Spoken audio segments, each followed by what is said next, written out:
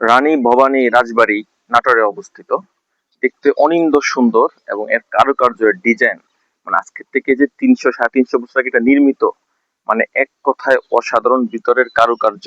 রাজবাড়ির ভিতরে প্রবেশ করে এর সৌন্দর্য, কারুকার্য ও ঐতিহ্যের ছোঁয়া আমাকে যার পর্যায়ে মুগ্ধ করেছে। কথিত আছে ১৭০৬ খ্রিস্টাব্দে তৎকালীন বিখ্যাত পুঠিয়ার রাজা রাজা দর্পরায়ণের কাছ থেকে রাজা বিলরাম উক্ত ১৮০ বিঘা জমি দান হিসাবে গ্রহণ করেন। পরবর্তীতে রাজা রামজীবন উক্ত ১৮০ বিঘা জমি থেকে ৬০ বিঘা জমি বিক্রি করে দেন এবং ওই অর্থের মাধ্যমে উক্ত সুন্দর রাজপ্রাসাদ তৈরি করেন।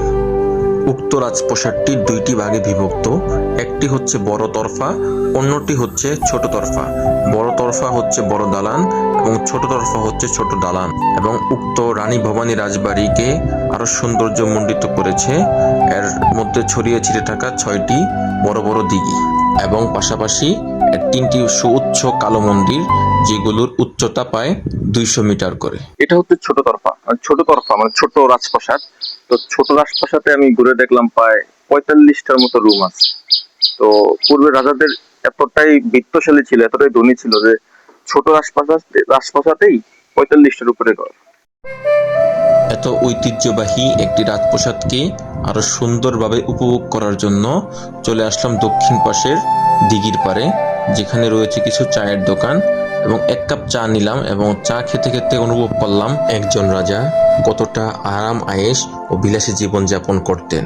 কিন্তু আজ নিয়তির ন্যায় প্রত্যেক রাজার মতো তিনি আজ দুনিয়াহারা এবং দুনিয়ার থেকে উনি বিদায় নিয়ে নিয়েছে। আপনারা অন্তত জীবনে একবার হলেও এই রাজবাড়িটি ভ্রমণ করবেন এবং আশা করা যায় সৌন্দর্যে আপনি বিমোহিত হবেন।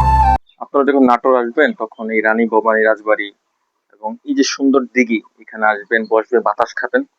মানে আমার ঘুরতে ঘুরতে মনে হচ্ছে যে বাংলাদেশটা এত সুন্দর, বাইরে যাওয়ার খুব একটা প্রয়োজন নেই। আমরা অনেক ক্ষেত্রে জানি না যে বাংলাদেশের এই উত্তর অঞ্চলে অনেক সুন্দর জায়গা থাকতে পারে।